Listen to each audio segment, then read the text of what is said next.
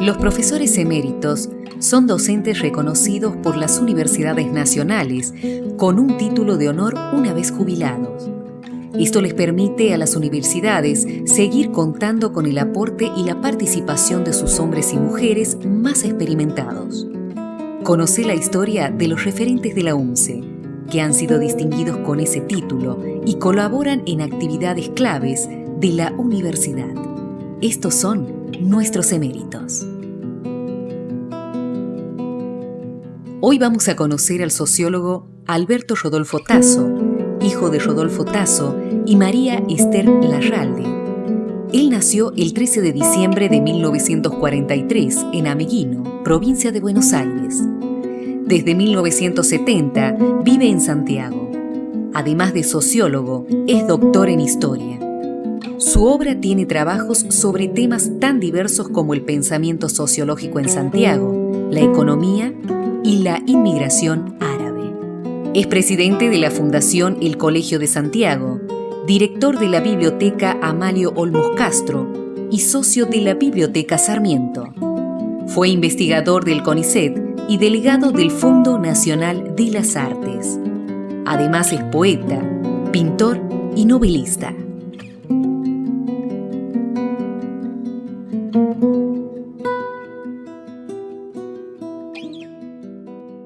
Hola, en este ciclo de entrevistas y de charlas con nuestros profesores eméritos de la Universidad Nacional de Santiago del Estero vamos a hablar con Alberto Tasso. Alberto Tasso, que es sociólogo, que es escritor, que es poeta, que es pintor, nos va a contar sobre su vida, sobre sus sueños, sobre su juventud, sobre los lugares por los que ha andado y vamos a conocer a través de su vida algo más de Santiago también. Bueno, Alberto, gracias por charlar con nosotros.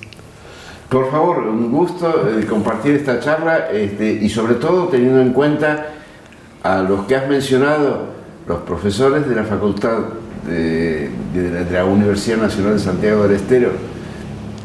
En esa línea me inscribo y adelante con... Bueno, tenemos que empezar por el principio y uno de los primeros temas que queremos charlar con todos los profesores eméritos tiene que ver con su juventud, con qué se imaginaban al principio, cuando eran niños, cuando eran jóvenes, qué quieren hacer y cómo terminan haciendo lo que al final han hecho con sus vidas, ¿no? Mira, tomando las palabras de Alberto Rex González, que utiliza la expresión azar en la vida del arqueólogo, yo diría que todas nuestras vidas tienen un componente azaroso. En consecuencia, el camino de una formación, de una profesión, se vincula con hechos iniciales, podemos decir fundadores en la primera infancia, pero que luego se adaptan a las circunstancias, que son las laborales, las familiares, las nacionales, las internacionales. Múltiples asuntos de una manera u otra intervienen en el derrotero de una vida. Entonces yo tengo ahí para recordar muchas influencias de todos esos aspectos. Sí, también tienes una teoría de los 10 años, me dices algo pasa clave en ese momento de la vida, de la infancia. Es cierto, he pensado que hacia los 10 años, queriendo decir aproximadamente entre los 8 y los 12, que es en torno a esa meseta de la niñez, como la llamo, el sujeto logra una autonomía y un dominio que rara vez va a alcanzar después, en las otras etapas de su vida. Ese dominio se basa en que la frontera entre el juego y la vida y el trabajo no está definida todavía y todas se confunden. En esa medida, la empresa infantil, el proyecto, el sueño, el delirio son reales. ¿Y qué te ha pasado a vos ahí? Bueno, tuve la suerte de tener, a través de influencias externas, que fueron, por supuesto, mi padre, mi madre, las revistas que leía, el mundo que escuchaba en la radio, no había televisión. ¿Todo esto en Ameguino o en Junín? Infancia, en Ameguino, sí, primero, y después en Rafael Obligado, en el campo también. Hasta los 12 años mi infancia fue rural.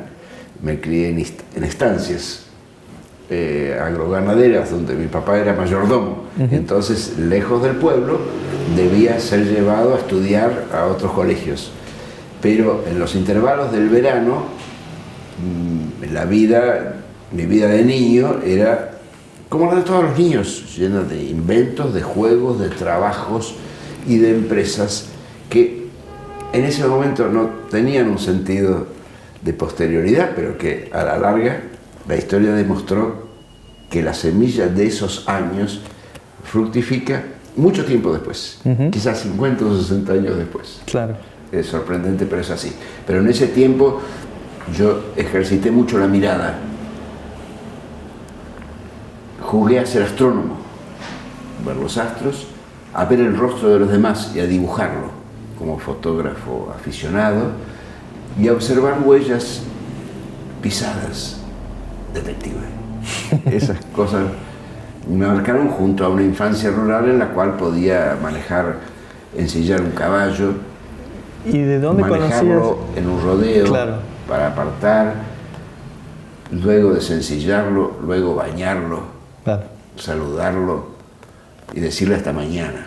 El caballo pudo ser tan importante como lo sería en el futuro el automóvil o la máquina, pero de esas maneras transcurrió un poco una infancia rural en la cual me iba enfrentando con un mundo externo. Vos decís recién lo de detective, y en una infancia rural yo no me imagino, eso venía por lo de las lecturas, de ¿qué leías? ¿De dónde venía todo leía eso? el Tibis, una revista muy importante de los años 50, en la cual empezaba a aparecer la literatura policial, que también habían alentado, después lo supe, Borges y Bioy Casares en la colección El Séptimo Círculo, pero Sí. la literatura policial era clave en ese momento. Y yo creo que ahí eso me iluminó mucho en la búsqueda de rastros. Claro. Y en el microcosmo de la estancia, donde todo deja rastros, la presencia del visitante, en las huellas del que ha tuzado un caballo, el estiércol mismo, son huellas de un habital y hay que observarlo. El rastreador, dijo Sarmiento. Sí. Alberto, y después, claro, vos jugabas a ser astrónomo, a ser detective, pero después uno, todas esas cosas, cuando se va entrando en la adolescencia y tiene que proyectarse de pronto, ¿vos qué te imaginabas ser? ¿Ya te imaginabas investigador? En realidad mi proyecto data de los 11 años, luego que mi familia vivió una crisis, mi papá perdió su trabajo y pasamos todos una etapa difícil, y en ese momento coincidió que yo decidí en una de las estancias que estuve ser escritor. Y esa decisión, presumo que, no quiero exagerar, pero ha marcado mi vida. Claro. Y presumo que se cumplió. Y que la he realizado a través de muchos intentos y formas que en ese momento no me imaginaba, porque yo me imaginaba quizás ser un novelista. Claro. Después terminé siendo un sociólogo, historiador, otras cosas, o escribiendo artículos periodísticos, Sí. pero el escritor es la nutriente de esta etapa. Bueno, ahora vamos a contar después, porque el escritor también muchas veces es un viajero. Vamos a hablar también de eso y de tus viajes y de tu trabajo. Pero antes, nosotros tenemos como un juego en este programa, que es jugar con la música un poco también. Sí. Y queríamos que pienses y que nos cuentes si hubiera alguna canción que pudiera hablar de esa época de tu vida, de tu juventud y de tu niñez o de tu adolescencia, para que la escuchemos y la compartamos. Bien, con todo gusto, adelanto la idea, no puedo llegar a ver todavía la música, Sí. pero la música es la milonga, Ajá. es la milonga campera, Sí. es la del origen de mi lugar. Antes de la chacarera, la milonga fue la expresión del hombre que anda por la pampa, un poco solo. Bueno, El varón es un solitario. vamos a escuchar una milonga entonces. Bueno. Grito al montar a caballo si en la caña me bandeado. ¿Cuál es tu peor defecto? Uy, avaricia entre los primeros, ira entre los segundos, soberbia entre el tercero, y con eso dejaría, porque todos explican a los demás. ¿Cuál es tu mejor virtud? No sé si la perseverancia es una virtud, la capacidad de espera es otra virtud, el aguante, la resiliencia. Por ese lado apuntaría a una virtud de estilo. ¿Qué es lo que más aprecias de un amigo? Bueno, su gesto dispuesto, su generosidad. El amigo es una palabra, un sostén, un apoyo esencial. ¿Qué es lo que más te gusta hacer cuando no estás trabajando? Yo considero que mi actividad principal es el juego. Soy como el león de la sierra, vivo y muero en soledad.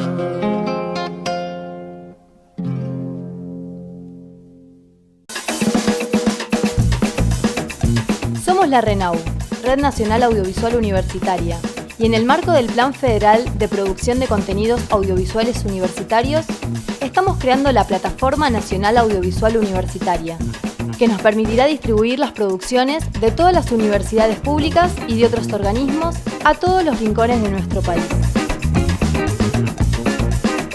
Estamos construyendo un nuevo modelo de televisión desde y para todo el país. Esto es Mundo U, la Plataforma Nacional Audiovisual Universitaria.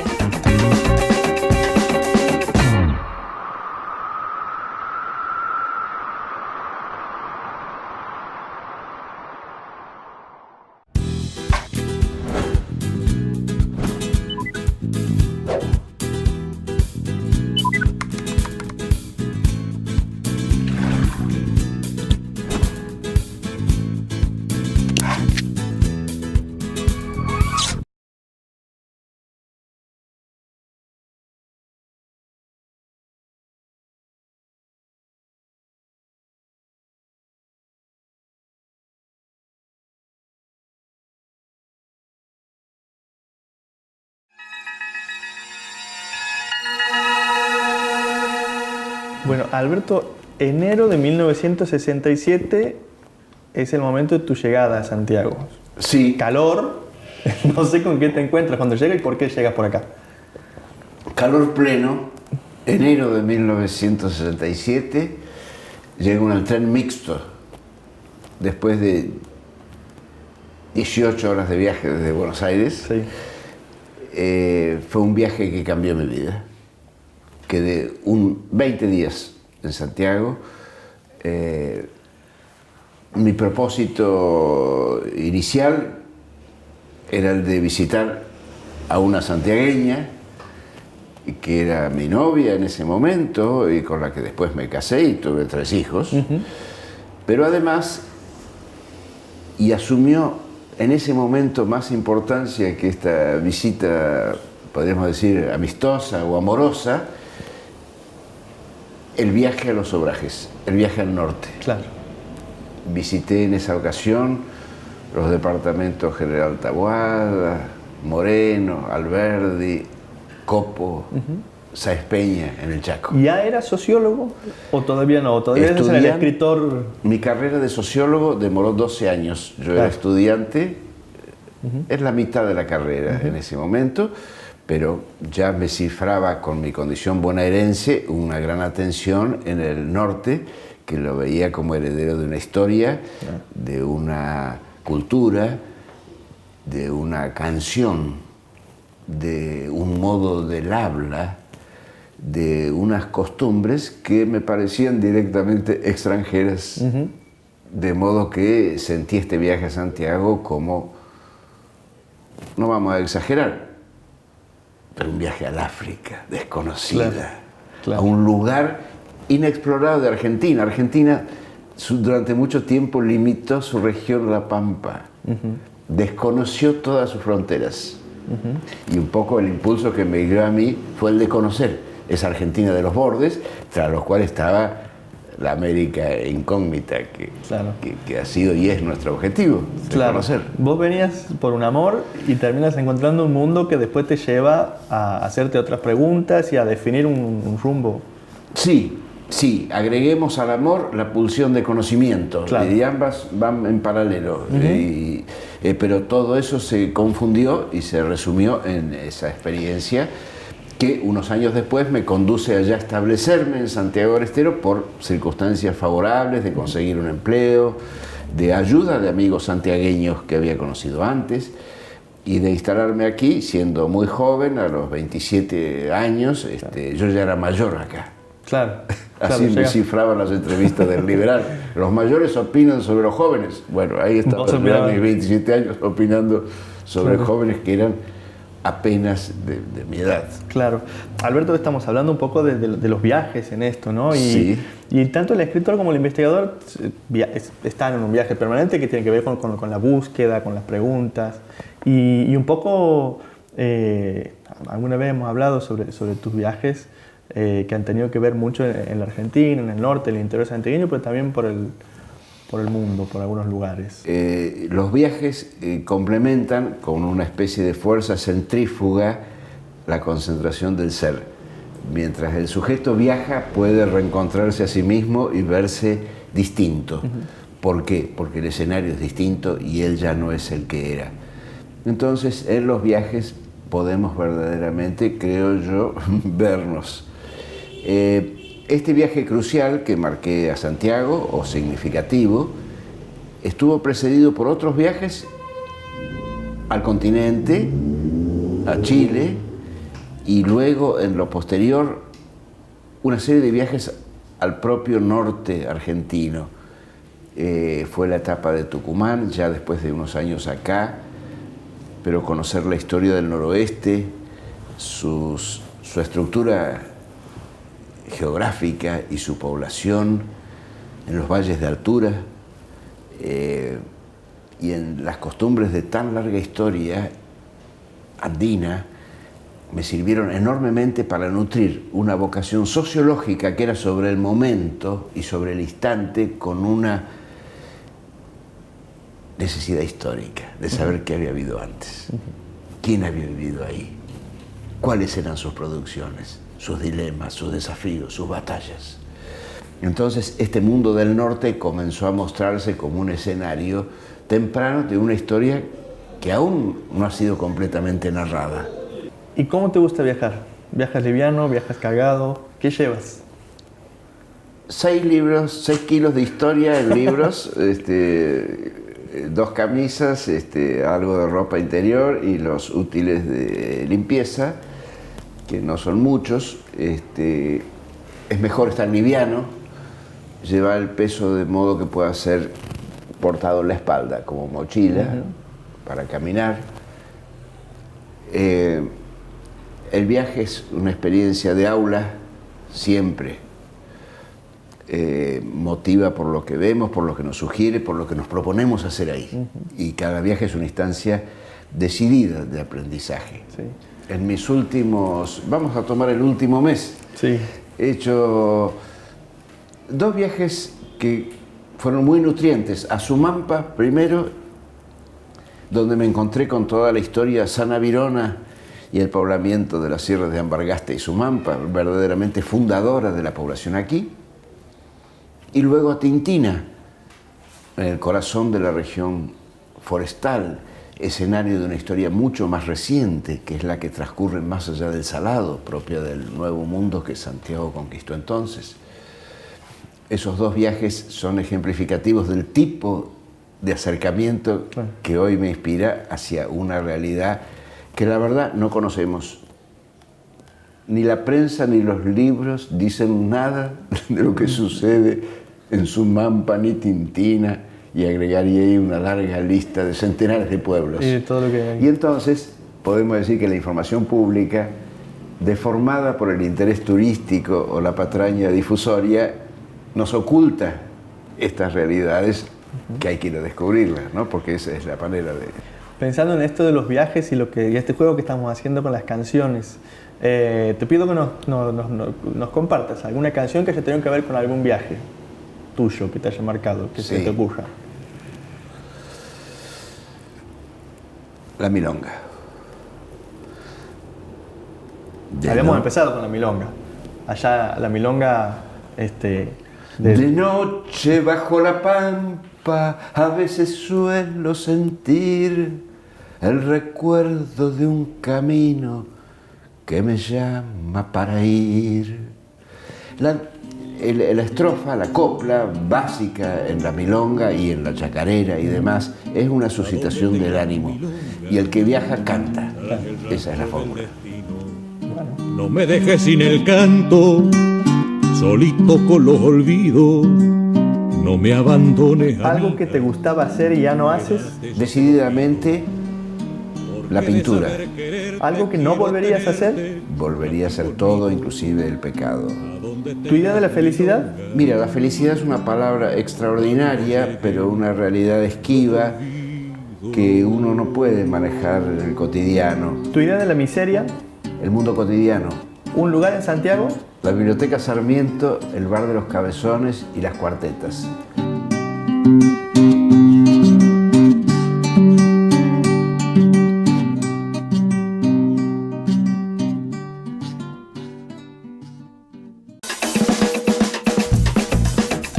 Somos la RENAU, Red Nacional Audiovisual Universitaria, y en el marco del Plan Federal de Producción de Contenidos Audiovisuales Universitarios, estamos creando la Plataforma Nacional Audiovisual Universitaria, que nos permitirá distribuir las producciones de todas las universidades públicas y de otros organismos a todos los rincones de nuestro país.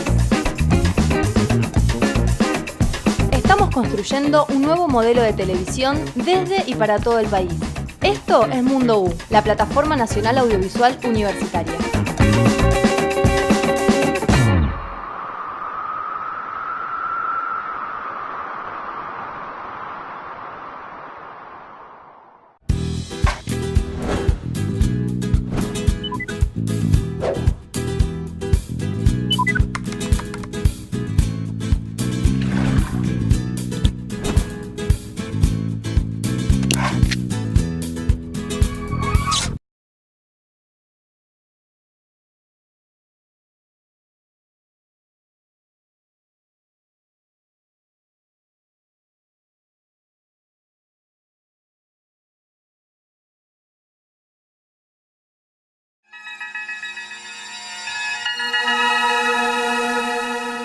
Alberto, tu relación con la UNCE viene desde los orígenes de la Universidad Nacional.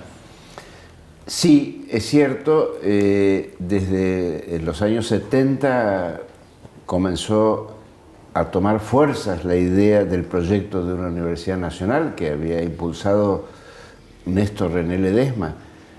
Y en ese momento existía solo la Universidad Católica, en la cual trabajé desde que vine en la carrera de Sociología, pero era un deseo y una manifestación de los estudiantes que en muchas marchas pugnaban por la Universidad Nacional, que era una apetencia que tenía largos años de historia anterior. Claro, sí. ¿No? Sí. Pero se logró concretar a partir del 74 y bueno, esa es la historia que tenemos hoy, los 40 años de la UNCE. Yo me incorporé a la docencia unos años después, en el 79, durante el rectorado de Ariel Álvarez Valdés, que me invitó a presentarme a un concurso. En esa época los concursos eran de antecedentes, no había oposición. Recién después del 83 se legalizó toda esta, cuando la universidad reasumió su autonomía y el poder de sus instituciones. Bueno, la universidad tiene ya sus 45 años y de vida y vos has pasado por toda esa época. ¿Cuáles dirías que han sido los momentos, no los momentos institucionales para vos más importantes, sino los que te han marcado a vos en tu vida adentro de la universidad? El primero, el ingreso. Poder entrar muy joven y apenas recibido, digamos, a una universidad nacional. Porque es diferente el ingreso a una universidad privada que a la pública. Y ahí valoro esa experiencia y luego las que hice los años posteriores, que fueron 30, y al concluir los cuales, la otra experiencia importante es la de la jubilación. El divorcio, sí, elemental de una etapa que no concluye por eso y que sigo siendo profesor de la UNCE, pero de todas maneras el retiro impactó como una etapa decisiva de mi vínculo con la universidad. Durante todo este tiempo anterior había estado latiendo en mi deseo de conocer a Santiago, el adentrarme en su historia. En esos 500 años de historia colonial y luego, al entrar un poquito en esa caja de las bibliotecas, descubrí que había mucha más historia para contar. Claro. Y eran nada menos que 1000 años de historia anterior, que son los que me ocupan actualmente.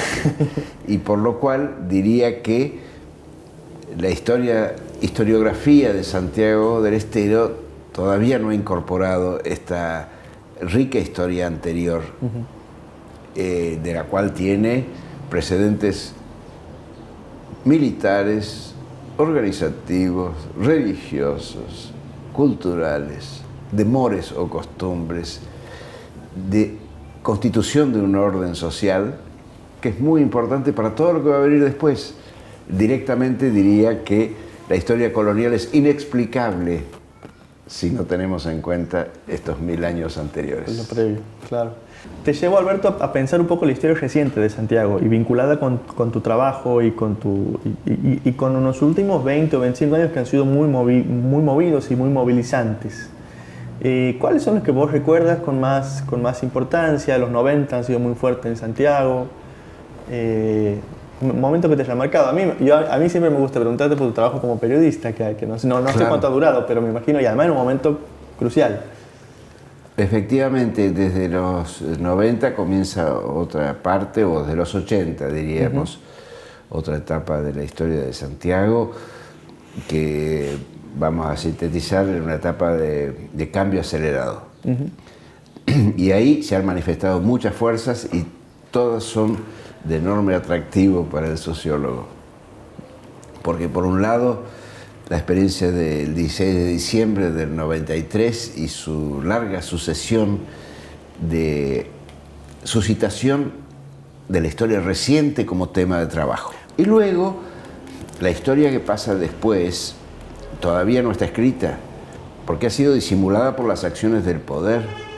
En la actualidad no tenemos historia todavía recuperada de los efectos de esta transición que estamos viviendo. Disponemos de historia oficial y apenas de pequeñas crónicas de los incidentes que sucedieron en las zonas rurales, con la apropiación de tierras, con la invasión de las grandes máquinas, con la, de alguna manera, invasión territorial que vive Santiago de manos de provincias vecinas, cordobeses, porteños, tucumanos, pero habla aquí de la emergencia de un mundo global que antes no se veía tan claramente. Desde este momento la provincia va a estar en estas últimas décadas muy ungida a la tolvanera que describió Carlos Bernabé Gómez, la vorágine. Sí.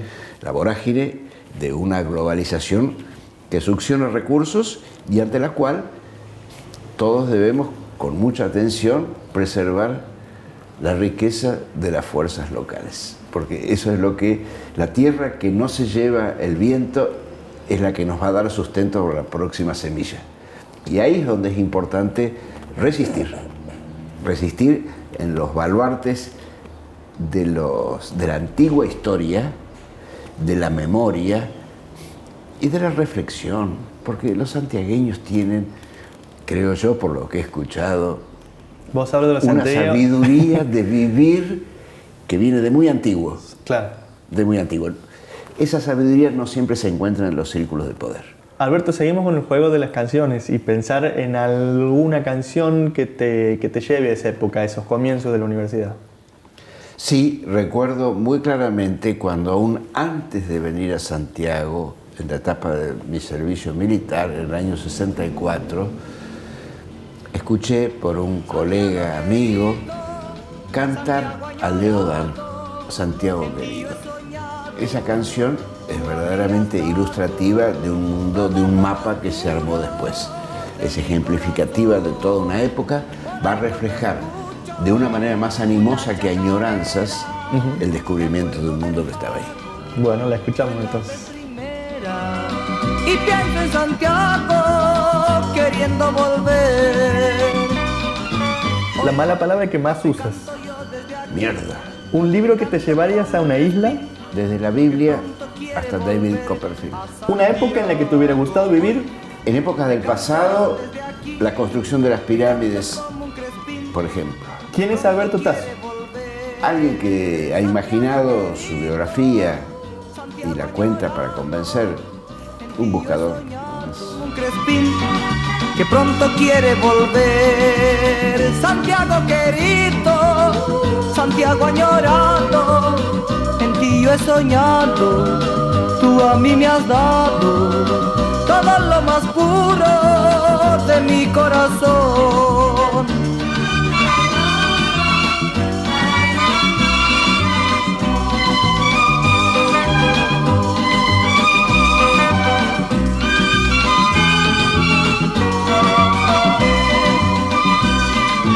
Hoy te canto yo desde aquí, te canto como un crespín que pronto quiere volver a Santiago. Hoy te canto yo desde aquí, te canto como un crespín que pronto quiere volver. Por ahí cuando escucho una chacarera, me acuerdo del pago, no es la vez primera, y pienso en Santiago queriendo volver, y pienso en mi padre